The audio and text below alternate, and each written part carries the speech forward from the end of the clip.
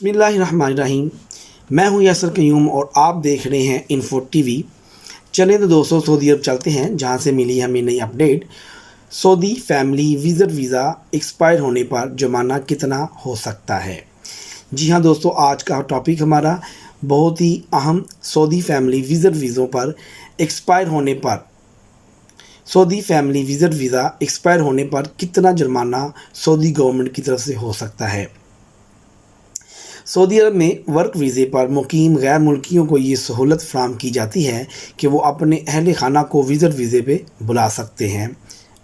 Immigration कवानीन के मुताबिक विज़िट वीज़े फैमिली कमर्शियल बुनियादों पर इशू किए जाते हैं। फैमिली विज़िट वीज़े के लिए गैर मुल्की कारकुन अपनी अहलिया, बच्चों, वालिद और सास के लिए बआसानी वीज़ा इशू करवा सकते हैं।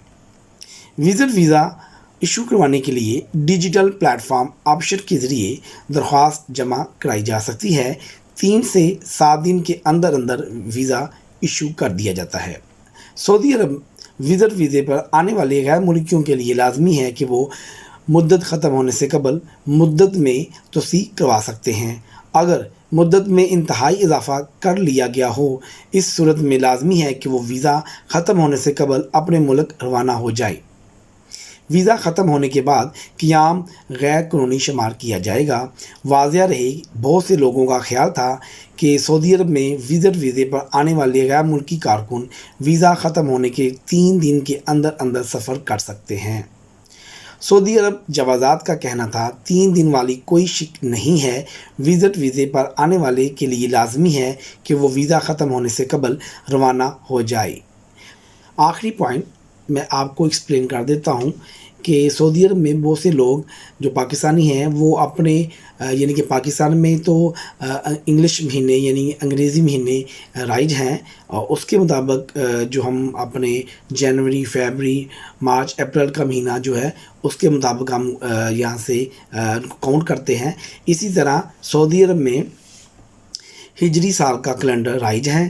ख्याल रहे कि सऊदी अरब में हिजरी साल का कैलेंडर राइज है और इसके मुताबिक वो वहाँ पर शाम 6 बजे के बाद डेट चेंज हो जाती है। जैसे हमारे 12 बजे के बाद डेट चेंज होती है रात को, जैसे हमारे मुल्क पाकिस्तान या इंडिया में रात 12 बजे के बाद डेट चेंज हो जाती है, उस तरह सऊदी अरब में नहीं होता। वहाँ पर शाम 6 मगरिब की नमाज के बाद यानी कि 6 बजे डेट चेंज हो जाती है।